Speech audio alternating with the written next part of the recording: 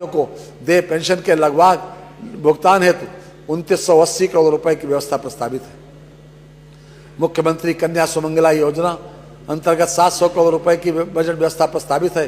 वाराणसी, मेरठ, प्रयागराज, गोरखपुर, कानपुर नगर, झांसी एवं आगरा में मुख्यमंत्री श्रमजीवी महिला छात्रावासों के निर्माण की नई योजना प्रस्तावित की गई है, जिसके 170 करोड़ रुपए की व्यवस्था प्रस्तावित है। कोविड के दौरान जिन बच्चों के ने अपने माता पिता को खोया है, उनकी देखभाल और वित्तीय सहायता हेतु संचालित उत्तर प्रदेश मुख्यमंत्री बाल सेवा योजना के लिए 252 करोड़ रुपए की व्यवस्था प्रस्तावित है। पुष्टाहार कार्यक्रमों के अंतर्गत समन्वित बाल विकास परियोजनाओं पर राज्य सरकार द्वारा दिए जाने वाले पोषाहार के लिए लगभग 4119 करोड़ रुपए की व्यवस्था प्रस्तावित है।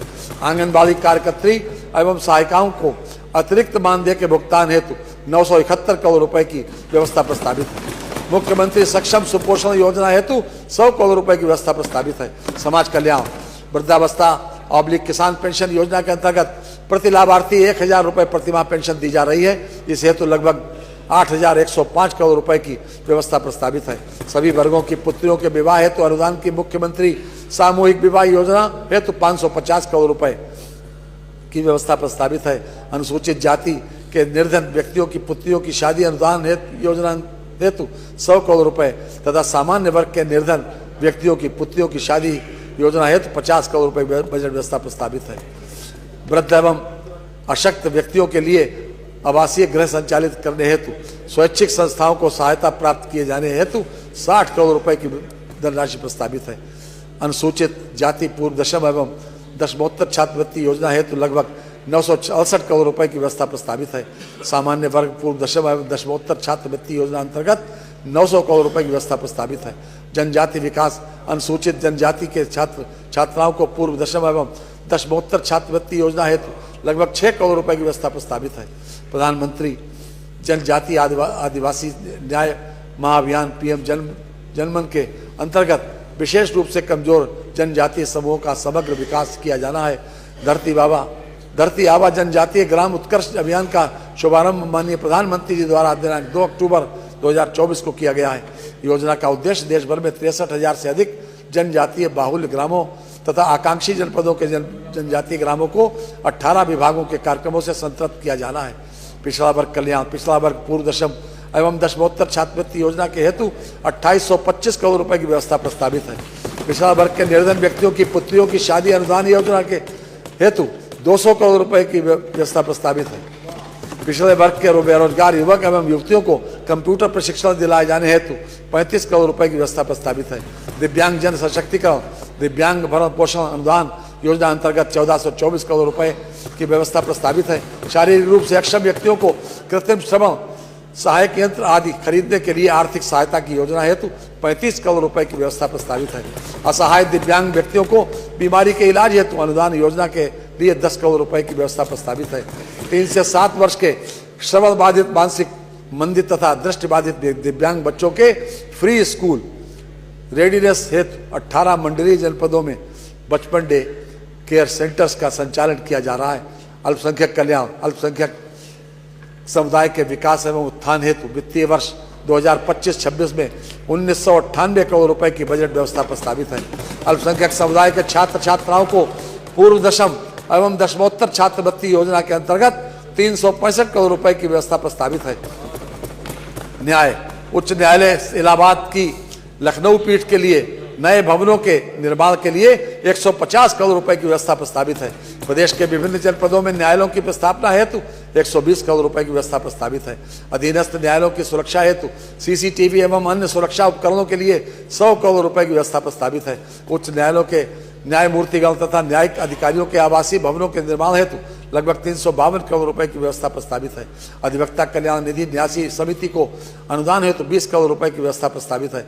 युवा अधिवक्ताओं के लिए कार्पस फंड हेतु 5 करोड़ रुपए तथा उनके लिए किताब एवं पत्रिका हेतु 10 करोड़ रुपए की व्यवस्था प्रस्तावित है।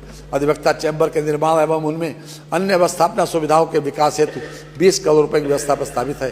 राजस्व कृषकों को दुर्घटनावश मृत्यु / दिव्यांगता की स्थिति में आर्थिक सहायता की मुख्यमंत्री कृषक दुर्घटना कल्याण योजना हेतु 250 करोड़ रुपए की व्यवस्था प्रस्तावित है। प्रदेश के राजस्व कार्मिकों को ऑनलाइन कार्य हेतु लैपटॉप / स्मार्टफोन आदि उपलब्ध कराए जाने के लिए 24 करोड़ रुपए की व्यवस्था प्रस्तावित है। प्रदेश में 8 मंडलीय लेखपाल प्रशिक्षण विद्यालयों छात्रावासों का निर्माण कराया जाना प्रस्तावित है। परिवहन, उत्तर प्रदेश राज्य परिवहन सड़क परिवहन निगम के बस स्टेशनों, डिपो कार्यशाला आदि की निर्माण तथा बस बेड़ों की में वृद्धि संबंधी कार्य हो 400 करोड़ रुपए की व्यवस्था प्रस्तावित है। मुख्यमंत्री ग्राम जोड़ो योजना हेतु मध्यम श्रेणी की इलेक्ट्रिक बसों के क्रय हेतु 100 करोड़ रुपए की व्यवस्था प्रस्तावित है तथा चार्जिंग स्टेशनों की स्थापना हेतु 50 करोड़ की व्यवस्था प्रस्तावित है।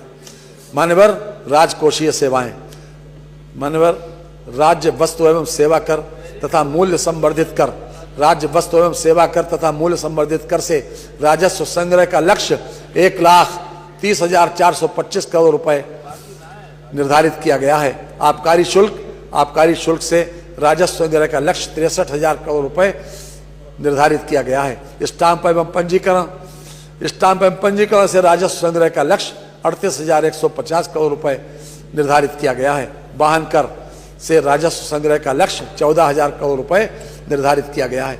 वित्तीय वर्ष के बजट अनुमान 2025-26 मान्यवर प्रस्तुत बजट का आकार 8,0736 करोड़ 6 लाख रुपए है। बजट में 28,478 करोड़ 34 लाख रुपए की नई योजनाएं सम्मिलित की गई हैं। कुल प्राप्तियां 7,79,242 करोड़ 65 लाख रुपए अनुमानित हैं। कुल प्राप्तियों में 6,62,690 करोड़ 93 लाख रुपए की राजस्व प्राप्तियां तथा 1,16,561 करोड़ 72 लाख रुपए की पूंजीगत प्राप्तियां सम्मिलित हैं। राजस्व प्राप्तियों में कर राजस्व का अंश 5,50,172 करोड़ 21 लाख रुपए है, जिसमें स्वयं का कर राजस्व 2,95,000 करोड़ रुपए तथा केंद्रीय करों में राज्य का अंश 2,55,172 करोड़ 21 लाख रुपए सम्मिलित है। व्यय, कुल व्यय 8,08,736 करोड़ 6 लाख रुपए अनुमानित है। कुल व्यय में 5,83,174 करोड़ 57 लाख रुपए राजस्व लेखे का व्यय है तथा 2,25,561 करोड़ रुपए 49 लाख रुपए पूंजी लेखे का व्यय है। समेकित निधि की प्राप्तियों में से कुल व्यय घटाने के पश्चात 29,493 करोड़ 41 लाख रुपए का घाटा अनुमानित है। लोकलेखे से 9,500 करोड़ रुपए की शुद्ध प्राप्तियां अनुमानित है। समस्त लेन देन का शुद्ध परिणाम 19,993 करोड़ 41 लाख रुपए ऋणात्मक अनुमानित है। प्रारंभिक शेष 20,240 करोड़ 81 लाख रुपए को हिसाब में लेते हुए अंतिम शेष 247 करोड़ 40 लाख अनुमानित है। राजस्व बचत 79,516 करोड़ 36 लाख रुपए अनुमानित है। राजकोषीय घाटा 91,399 करोड़ 80 लाख रुपए अनुमानित है, जो वर्ष के लिए अनुमानित सकल राज्य घरेलू उत्पाद का 2.97% है, यानी FRBM की सीमा के अंतर्गत। मानवर हमारी सरकार प्रदेशवासियों को एक सुरक्षित, स्वस्थ, सभ्य और खुशहाल समाज मुहैया कराने तथा प्रदेश में ही रोजगार के अवसर उपलब्ध कराने के लक्ष्य को ध्यान में रखकर कार्य कर रही है। हमारा मानना है कि 12:15 बज गए, हम सोच रहे थे 12:15। तुम सोच रहे हो बस बादल की उड़ानों तक, मेरी तो निगाहें हैं सूरज के ठिकाने।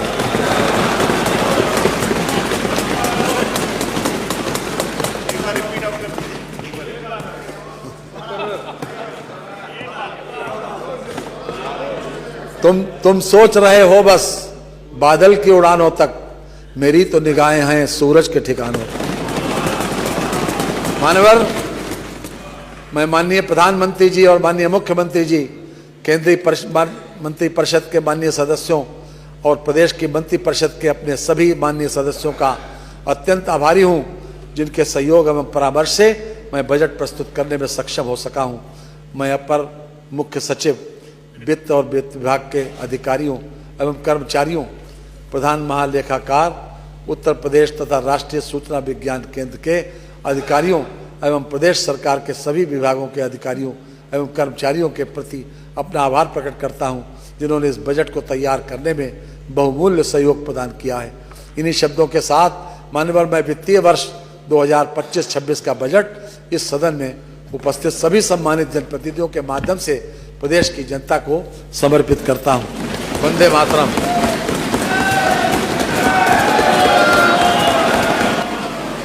बैठिए।